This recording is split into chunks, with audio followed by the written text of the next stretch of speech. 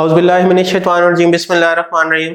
अस्सलाम वालेकुम dear students, आज की इस वीडियो में जो हमारा लेक्चर है that is principle uses of medicinal drugs. जैसा कि आप जानते हैं कि मेडिसिनल ड्रग्स क्या है, वो अद्वियात, वो मेडिसिन्स जो डॉक्टर पेशेंट को ट्रीटमेंट के लिए, उसकी बीमारी की हिफाजत के लिए या डायग्नोस या बीमारी की तशखीस करने के लिए, पता लगाने के लिए जो यूज़ करते हैं उन्हें हम मेडिसिनल ड्रग्स कहते हैं या फार्मास्यूटिकल ड्रग्स कहते हैं। और आज के इस वीडियो में हमने ये देखना है कि कुछ टर्म्स हैं जो हम मेडिसिन्स के लिए यूज़ करते हैं, तो उन टर्म्स के क्या मीनिंग्स हैं और उनसे रिलेटेड कौन सी ऐसी मेडिसिन है जो उन मीनिंग्स को मद्देनजर रख के यूज़ की जाती है। तो सबसे पहले आप देख सकते हैं एक टर्म है एनाल्जेसिक। एनाल्जेसिक का जो लफ्जी सादा सा मतलब है, आप उन्हें कह सकते हैं ये पेन किलर है। ठीक है, पेन किलर मतलब दर्द कुशा। बॉडी के किसी भी हिस्से में अगर दर्द हो तो उस दर्द को ख़त्म करने के लिए जो दवाई दी जाती है उन्हें पेन किलर्स कहते हैं।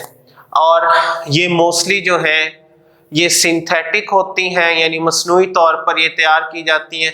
कुछ इसमें प्लांट्स के रिसोर्सेज से भी ली जाती हैं।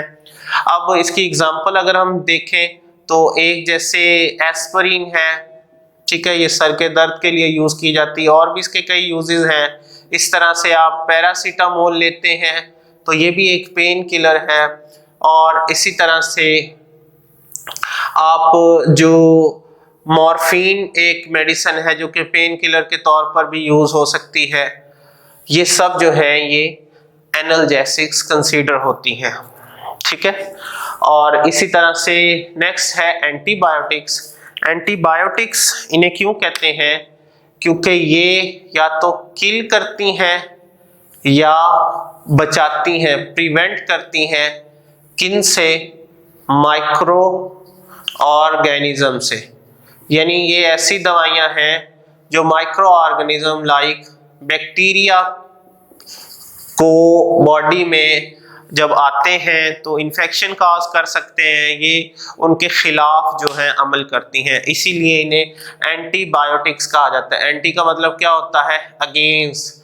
और बायोटिक से क्या मुराद है? जानदार। और जानदारों से मुराद क्या है? बैक्टीरिया। तो या तो ये उनकी ग्रोथ को रोक सकती हैं, स्टॉप कर देते हैं, या उनको ओवरऑल वैसे ही क्या कर देते हैं? मार देते हैं। यानी ये दो, एक से ज्यादा तरह की एंटीबायोटिक्स हो सकती हैं। अब इनकी हम क्या मिसाल देंगे? एक मिसाल मैं दे देता हूं, स्ट्रेप्टोमाइसिन। ये हमारे जिस्म में होने वाले मुख्तलिफ तरह के इन्फेक्शियस डिजीजेस से हमें बचाती हैं। इसी तरह से एक और है, आप उसे कह सकते हैं सल्फोनामाइड। ये भी एक एंटीबायोटिक की क्लास है। ठीक है, इसी तरह से आप कह सकते हैं फॉस्फोमाइसिन। इसी तरह से एक और मैं मिसाल दे देता हूं, यानी कि सेफालोस्पोरिन। तो ये डिफरेंट एंटीबायोटिक्स हैं जो हमारी बॉडी में डिफरेंट आने वाले बैक्टीरिया की वजह से होने वाले इन्फेक्शंस के लिए असरअंदाज साबित होती हैं, उनके ट्रीट करने के लिए इस्तेमाल होती हैं। उसके बाद नेक्स्ट जो हमारे पास सेडेटिव्स हैं, ये असल में सेडिएशन कॉज करती हैं, नींद या गुनूदगी कॉज करती हैं, और ये असल में हमारे समझ लें कि नर्वस सिस्टम को कंट्रोल कर लेती हैं। नर्वस सिस्टम की एक्टिविटी को ये स्लो कर देते हैं। मैं यहां लिख देता हूं कि जो सेडेटिव ड्रग्स हैं they basically just slow down, सुस्त कर देते हैं हमारे नर्वस सिस्टम की हर तरह की एक्टिविटीज को। नर्वस सिस्टम से क्या मुराद है कि हमारे ब्रेन को बेसिकली ये स्लो कर देती है, उसकी फंक्शनिंग को। इसलिए इसको लेने के बाद गनुदगी हो सकती है, सुस्ती सी आ सकती है, नींद आ सकती है। और ये ज्यादातर किन पेशेंट को दी जाती है? जिनके कोई सर्जरी, कोई जो है मेजर सर्जरी हुई हो या कोई सीवियर चोट लगी हो, इंजरी लगी हो और उसका पेन हो, तो उस पेन या उस सर्जरी के होने वाले दर्द की वजह से सुकून दिलाने के लिए जो ये मेडिसिन दी जाती हैं, इन्हें हम नारकोटिक्स भी कहते हैं। और अब इसकी मिसाल देने लगा हूं मैं, आप इन्हें कह सकते हैं डायज़ेपाम, एक बहुत मशहूर जो ये एक सेडेटिव ड्रग्स है। उसके बाद आप इन्हें दूसरी जो मिसाल दे सकते हैं अल्प्राज़ोलम,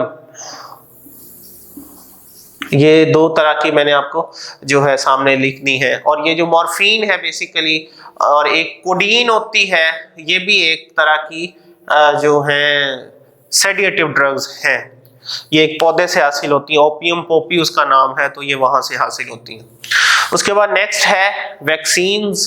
वैक्सीन्स क्या है? बेसिकली आप कह सकते हैं कि जो वैक्सीन है ये before the disease, before the symptoms, यानी किसी भी बीमारी के सिम्टम से पहले या बीमारी आने से पहले ही ये वैक्सीन दी जाती हैं, जो बॉडी में आकर बॉडी की इम्यूनिटी को स्ट्रॉन्ग कर देती है, ताकि अगर वो बीमारी इन फ्यूचर बीमारी आती है तो उससे बीमारी से हिफाजत हो सके।